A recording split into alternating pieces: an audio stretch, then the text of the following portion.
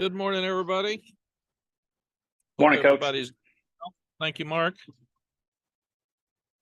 Just to get started, practice is going well. Guys are excited. It's a much better practice this week than last week.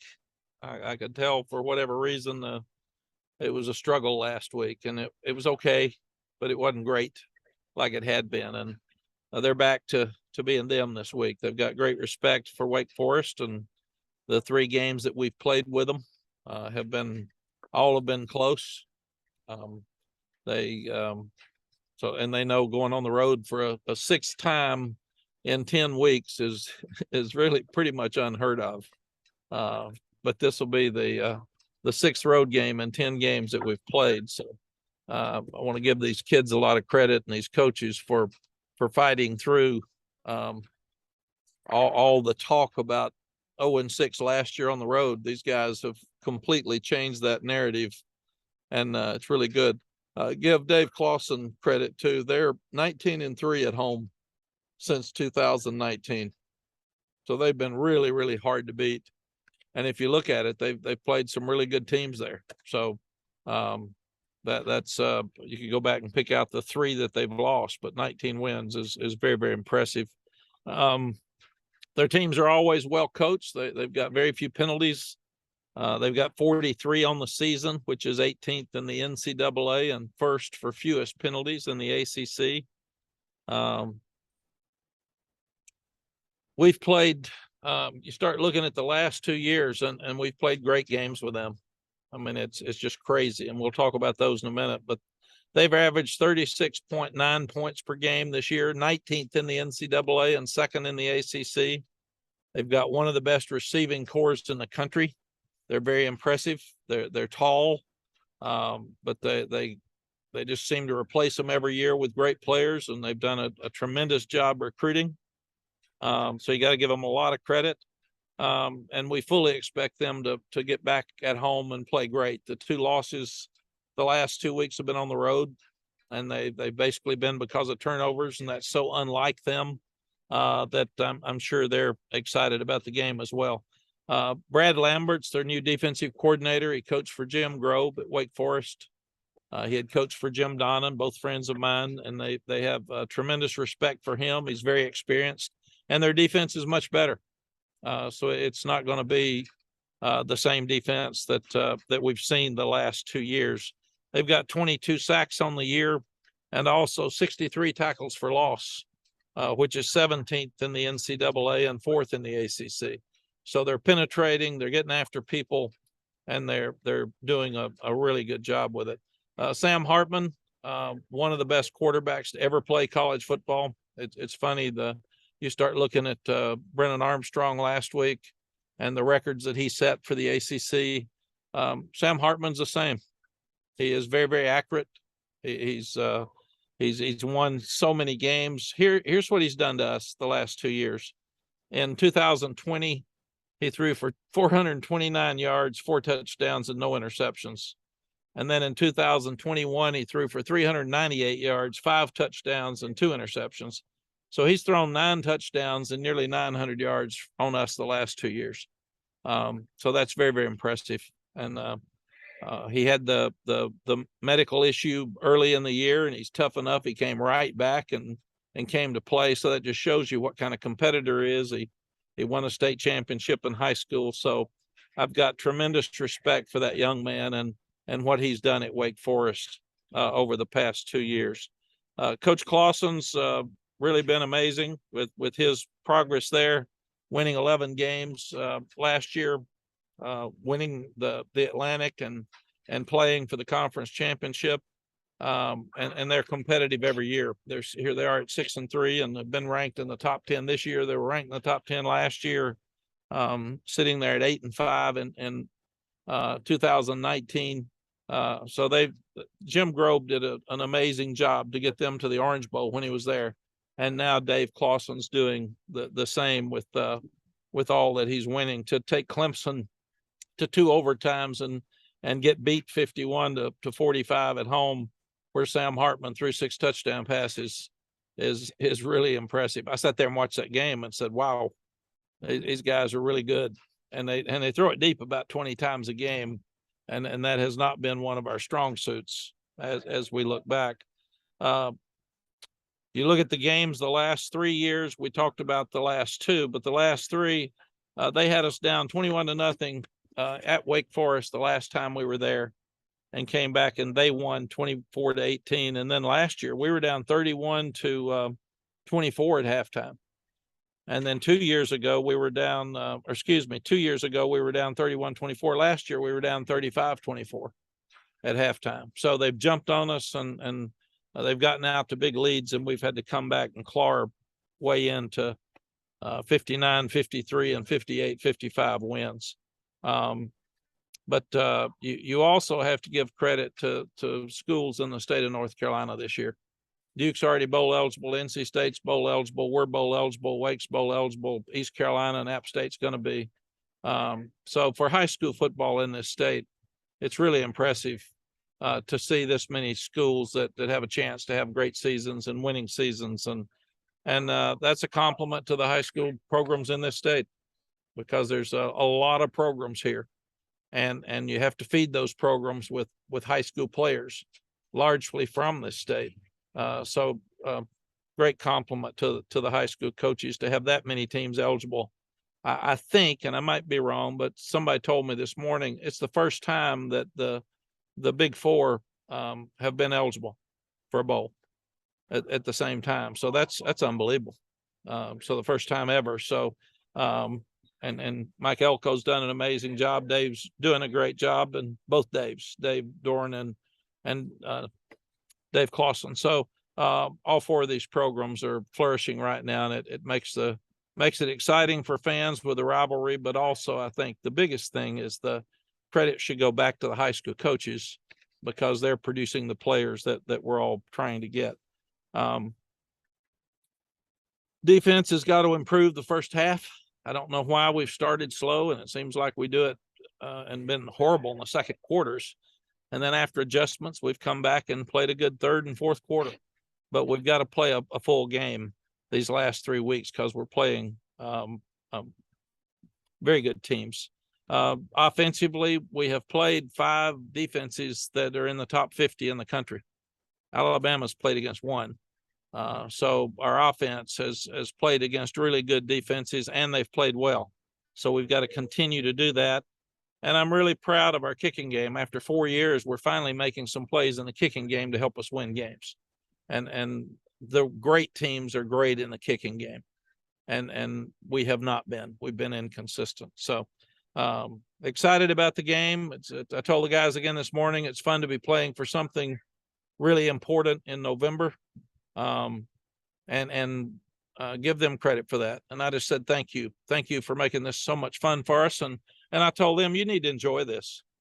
You need to enjoy this ride. And there's a chapter out there that hadn't been finished with North Carolina football, and you got to finish it. And we got to finish it right. But just don't get uptight and don't worry about it. Go play. Go have fun. That's what college football is all about. Mark? All right, guys. Thanks, Coach. Andrew Jones, go ahead.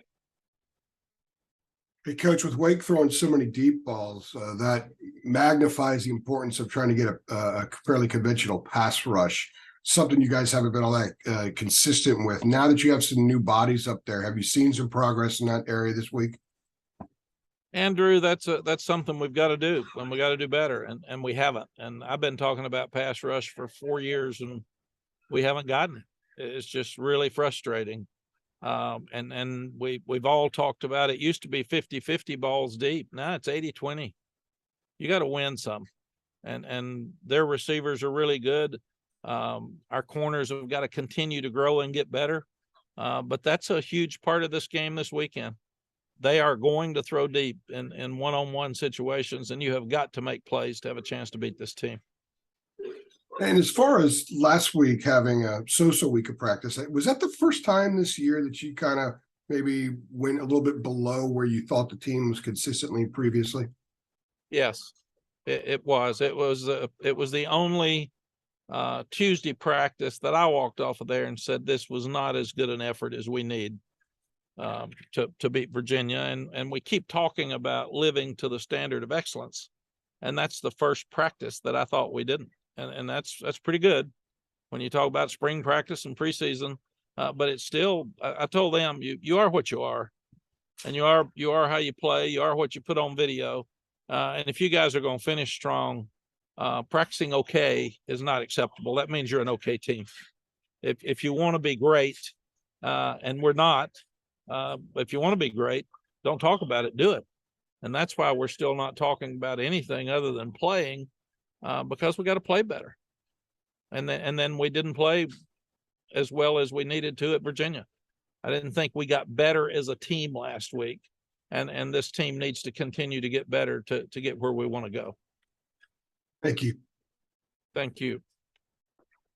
Okay, Luciano, go ahead. Hey, Coach. I hope you're doing well, and thanks for your time. I was going to ask a different question, which I'll ask later if there's time, but you just called Sam Hartman one of the best quarterbacks to ever play college football. Is it fair to call Drake May versus Sam Hartman the best quarterback matchup the ACC currently has to offer, and what are you expecting from that match? It's a fair question, and without sitting here thinking about all the quarterbacks in the ACC, we've got some really, really good ones. I think that it will be one of the best quarterback matchups in the country this weekend. I didn't even realize they both wear number 10. And Sam seems like he's been around forever. We don't play him next year, so I hope he comes back. But I was hoping he'd go pro last year. I was hoping Brennan Armstrong would go pro last year because they've both been so successful against us.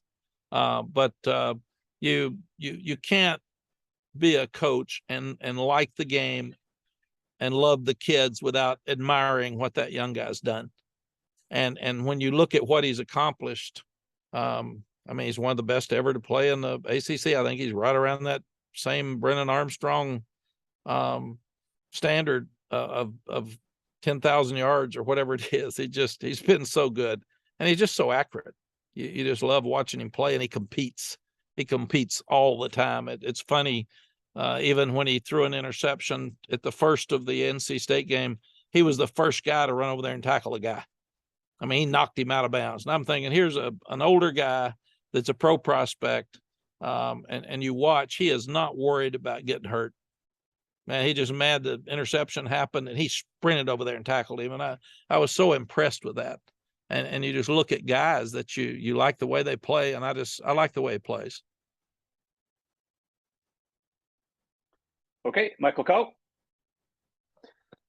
Hey there, Mack. I wanted to ask you about Jeff Saturday, well, Coach Saturday now. When you first heard the news, what was your reaction?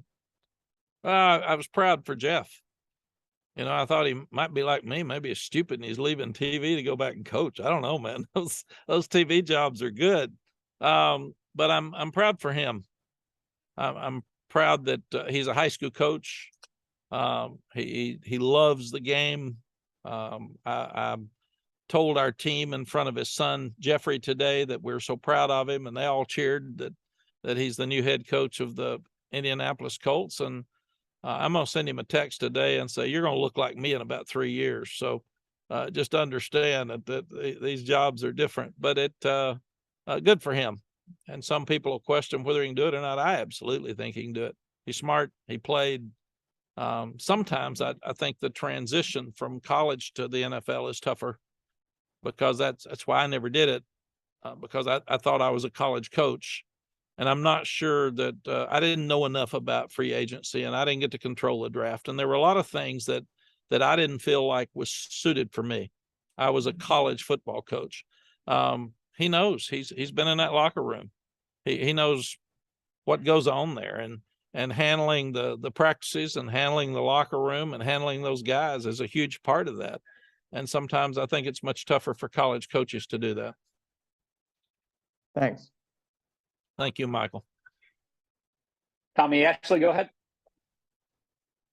Hey, Mack, looking at you referenced Wake and Clemson, and obviously Hartman had a great game against Clemson, but not good against Louisville and NC State. What have you seen watching those tapes that maybe those two teams did differently that Clemson was unable to do against Wake Forest?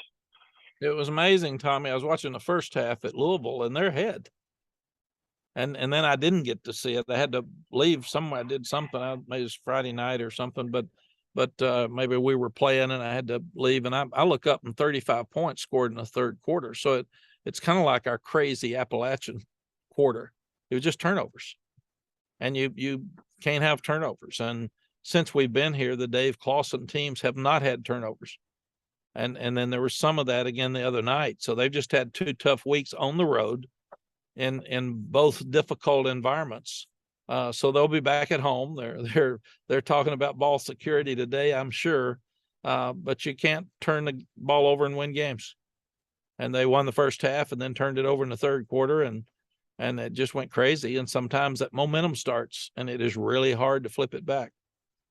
And then I thought it was a great game at NC State. NC State's one of the best defenses in the country. They are playing great defense. They're not playing good defense. They're number 1 in the ACC. So everybody's had trouble moving the ball against them. And to sort of follow up there, a lot of people equate blitzing with pressure. Hartman can handle the blitz, but his pressure, the pressure side of it gets to him. Have you pinpointed with your defensive staff maybe how to you mentioned the need to get pressure, but it doesn't always have to come via the blitz. And against Wake Forest, if you blitz and don't get there, Hartman's going to make you pay. What's that task like this week for Gene Chizik? Well, Tommy, we there's narratives out there really strange to me that and I thought in the media sometimes we get hooked on something for the year and we don't get off of it. And everybody got hooked on our defense was really bad after Appalachian State, and they won't give it up. They won't say that we're playing much better in the ACC games. We're only giving up 24 points a game, and they just haven't given these kids any credit. And I said, it's our fault because we gave up 40 points in one quarter, and media narrative doesn't change. They're not going to look at all the stats. They're not going to study it really hard. That's just what they decided. So you're a bad defense. Also, in that same light, everybody says Gene Chizik is a bend, not break. Gene's blitzed a bunch this year, and we're not getting there. And that's what I told the kids. I said, it's not fair to your secondary who gets yelled at when they leave somebody wide open and you're not getting there. So we have got to get there when we blitz, and we're not. And that's one-on-one situations that you've got to make plays. And to be a great defense, we've got to do that better. We blitzed a bunch on Saturday, and you didn't even notice it because we got 1 sack. And we have not gotten sacks without blitzing, and we haven't for 4 years. So, and 2 of our best pass rushers, really 4 of our best pass rushers, are gone now with Noah Taylor and Des Evans and Ray Vahasik and Tamari Fox. That was 4 of our quickest guys up front, who had rushed the passer and had some sacks, and those guys are all gone. So right now, Kaman Rucker is one of our best rushers, because he has gotten there, and like I said, he played banged up last week, so he didn't have his best game. Thanks, Matt. Thank you. Okay, Adam Smith, go ahead. Mack, when you mentioned the text to Jeff Saturday, are you saying these jobs age you? Is that what you're getting at? Look at me. I hate these before and after pictures. All those skinny pictures of me with dark hair, and I look like I was 12, and then here we are. So yes, Adam, I think my answer would be yes. All right. Well, I thought the money side of it, helped you, but well, it does, but you don't have time to spend it. Okay. So you're working all the time. I do remember I had ulcers when I was younger as a head coach, and I went to the doctor, and I had scars of ulcers, I think is what he said. And I went to the doctor, and he said, I said, what can I do to change this? He said, change jobs. He said, that's your problem. So that didn't help me very much. Well, I was going to ask you about, we try to listen to you. In recent years, are you mentioning the state championship less and less? I mean, I know that was always such a big thing you talked about with your teams and everything. I'm not saying you are, but is that something you've just maybe put on the back seat in terms of your motivational things that you talk to the team about? No, Adam, what I've changed that narrative some, that you can't lose regional games and be a national team. So if you lose to Virginia and Virginia Tech and the in-state schools, you're not going to be talked about on a national basis. So if you want to be national, then get national. But until you can beat the teams that you compete with for players and recruiting and every day, then you're not going to get where you need to go. So that's kind of where we've gone with it now is I came back to help Carolina be relevant again in football and help them be a national program again. And you can't do that unless you beat the people that around you.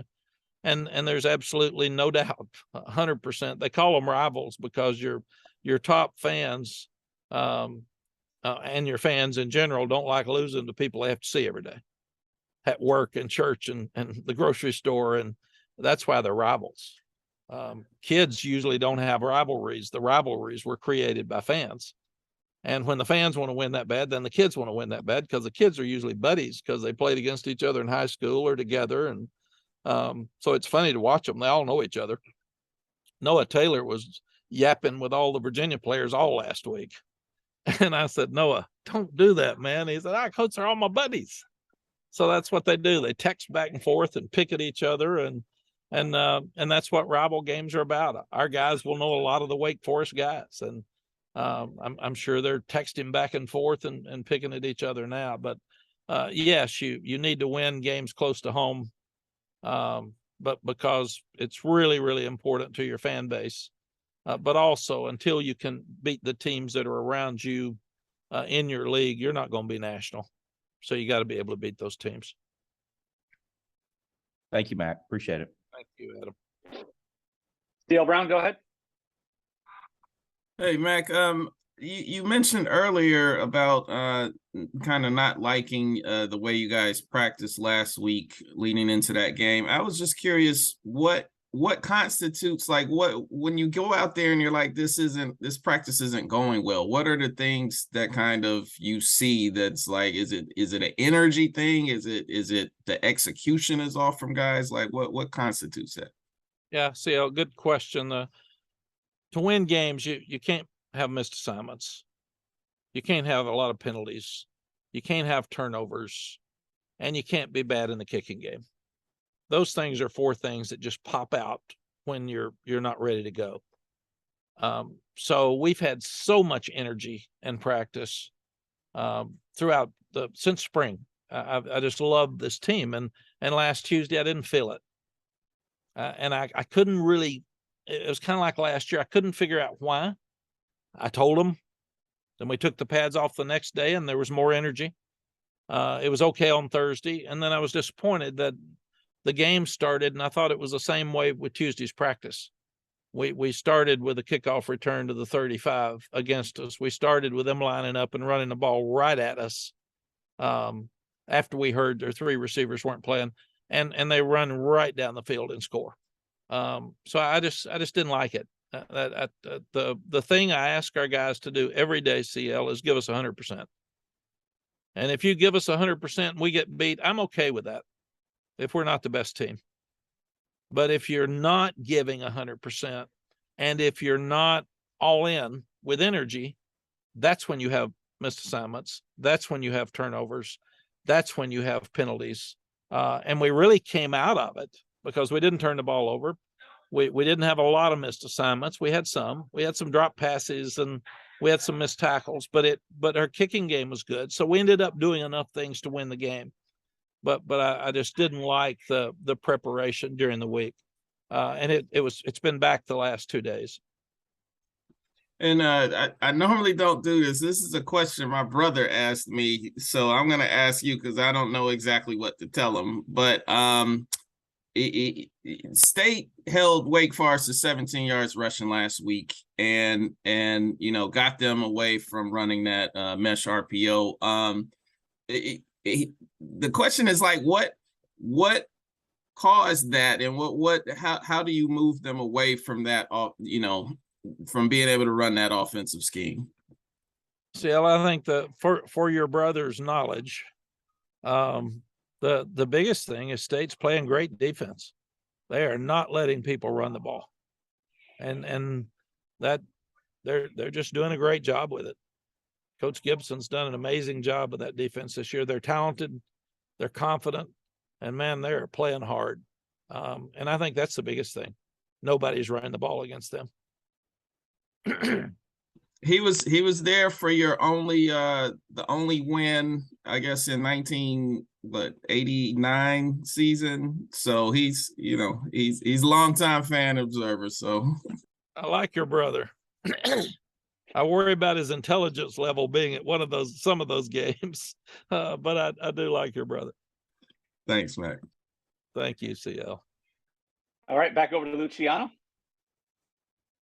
Coach, you talked on Monday and just now about Wake's uncharacteristic struggles with penalties and turnovers, something that they have almost never had problems with under Dave Clawson.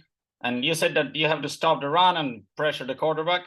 But how much of those mistakes would you say are self-inflicted, and how much of them can you actually force by yourselves? How much can you take from that Louisville game, for example?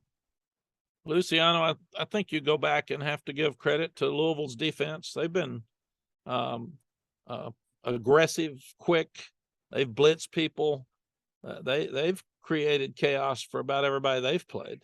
And then the same thing for NC State, like I just said. So I think you have to credit road games are tougher than home games. That's why I'm so impressed with this team. People say, well, they haven't played anybody and all that. They've won 5 road games. That's unheard of. Nobody else in the country has won 5 road games. Road games are tougher than home games. And so I do think the crowds were a difference at Louisville and NC State, and they're both really good on defense, and they're very aggressive. They're very quick. They can run. So I'm impressed with both of those defenses. Watching them over the last 2 weeks, we don't play Louisville, but I've seen them enough because we have enough crossover games that we see them play. But they're really quick and they can run, and they can force you into mistakes. Thanks, Coach. All right, Ross Martin, go ahead. Hey, Mac, you mentioned Noah Taylor. Did you see a Virginia player use his middle finger towards Noah Taylor? Did you see that picture? I did. I asked Noah about it, and he said it was one of my friends picking on me. So that's just part of it. Kids picking at each other, and they have fun, and sometimes they forget that everybody's got a camera now. So you got to be careful. Yeah, and I want to follow up on the Jeff Saturday question. You think it's kind of crazy he got picked to be a coach without any college or NFL coaching experience? That's kind of the big talking point coming out of that.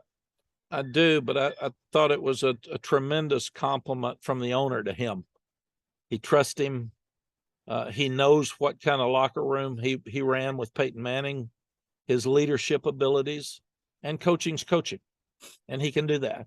And he'll put people in position to call the plays and call the defenses, but they need to be picked up. And he's a very positive, upbeat guy. He's a guy that they hear talking about football or see talking about football on TV. I did that for 5 years, and people have watched, and it does matter.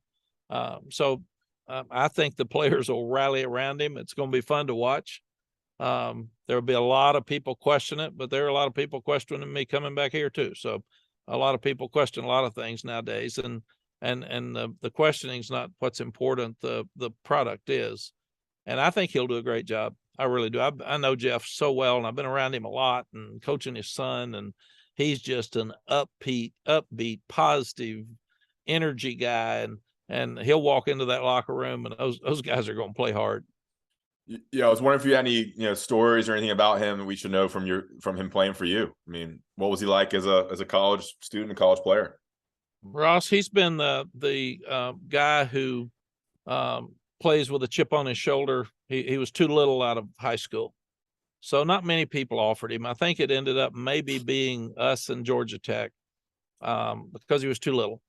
And then he comes and he starts for, I think, 3-4 years for us.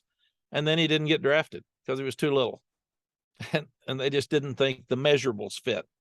And then I think he went to the USFL, or he went to the NFL Europe, and then came back and plays 16 years or something with Peyton Manning. So like this, he's been told that he can't do something every time he's tried to in his whole life.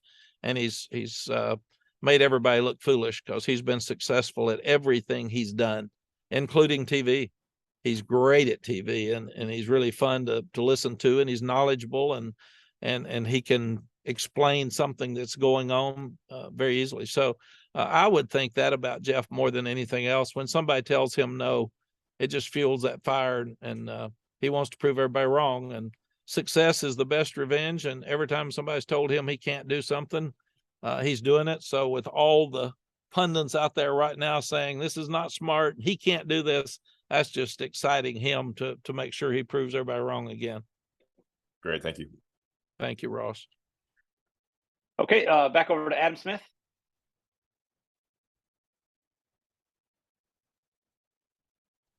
Mac, way back in the day, I used to see Jeff Saturday taking golf lessons at Finley Golf Course, and he didn't look small in golfing attire. But I was going to speak for the group here. I don't know. I think this is accurate. This may be Mark Kimmel's last Zoom that he's hosting for us here, and I just wanted to salute him and tell him thank you and that we love him, obviously, and he guided us through the pandemic on this thing. So I just wanted to speak for the group there. He's the best. We're going to miss him, and didn't know if you had any words for him, being the great communicator you are. Yeah, same thing, Mark. We appreciate what you do and how you've done it. You've done it with class. You've always been the same person every day. And the fact that you've entered the transfer portal is not making us all happy. But we always want what's best for you. And Jeremy told me you have a great opportunity. So don't be a stranger, but thank you for all you've done for us and the way you've handled yourself and the way you've run these meetings. And we appreciate you. Want to say thank you and good luck. I appreciate that, guys. It's been a great almost 10 years here at Carolina. So I won't be a stranger. I won't be too far away. So appreciate you guys. Thank you, Mark. All right. Anything else? Thanks, guys. Well, it looks like Luciano's got one more question. Luciano? No, it's okay. Or no, It's just I'm clapping sorry. and He's sorry. He was clapping. Thank you, Luciano. We appreciate you. All right, Coach. Yeah, That's all we got. I want to echo what Adam said, and I want to thank Adam for actually remembering to bring that up. That was a nice gesture and very much appreciated. Now I got to find someone else to talk about baseball with before we do these things, Mark. Well, Yeah, and it's good that Adam finally had some good input too. That's a Mark was elite during the pandemic with Zoom. He was a trailblazer in executing the Zoom. That's it. Yeah, elite is the right way to put it. Yeah. I'll be on And your nobody's grade, better at the grade game somewhere. notes, guys. It Nobody's better is, at the Mark. game notes. When we were sitting there getting ready to figure out COVID, Bubba called and said, you need to move your staff meeting to the 5th floor. And I said, why? And he said, you just need to. It's not enough room. Spread them out. I said, okay. Then he called back and said, you need to have your meeting on Zoom. And this was all the same day. And I absolutely had never heard of Zoom. I didn't have any idea what it was. So I called my daughter, who's a professor at Virginia, and I said, what is Zoom? And she said, oh my gosh, Dad, let me help you. And from that point forth, I had a Zoom meeting that night, and we are Zooming all over the place now. So again, Mark, thank you. We all tried to figure out what to do during COVID, and it changed all of our lives. And I do think, and I think Adam said it best, is the way you handled this. We didn't miss a beat.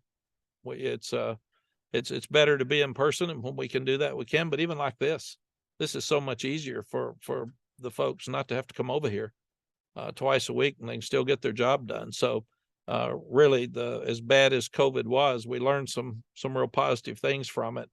So thank you, Mark, and again, good luck. And I will see you all Saturday night. Travel safe. All right. Thanks, Mark.